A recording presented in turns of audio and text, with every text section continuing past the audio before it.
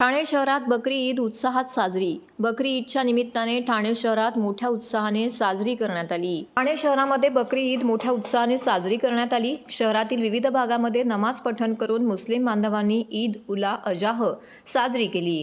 ठाणे शहरातील प्रमुख मशिदींमध्ये पहाटेपासूनच नमाज पठणासाठी मुस्लिम बांधवांनी गर्दी केली होती.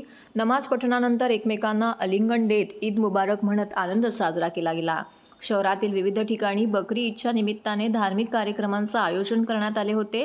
विविध धार्मिक स्थळांवरती विशेष नमाज पठण, कुराण पठण आणि धार्मिक प्रवचनांचे आयोजन करण्यात आले होते.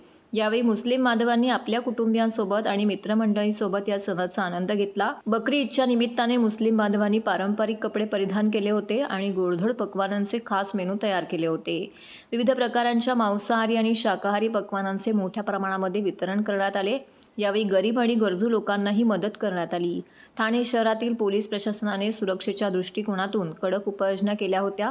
शहरातील प्रमुख ठिकाणी पोलीस बंदोबस्त ठेवण्यात आला होता. कोणत्याही अनुचित प्रकाराला आळा घालण्यासाठी विशेष पोलीस पथक तैनात करण्यात आले होते.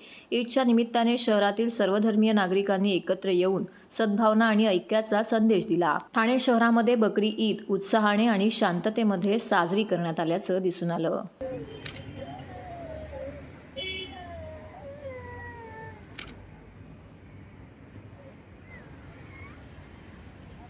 السلام عليكم ورحمة الله. السلام عليكم ورحمة الله. الله أكبر الله أكبر.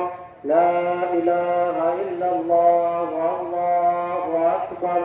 الله أكبر ولله الحمد. الله أكبر الله أكبر. لا إله إلا الله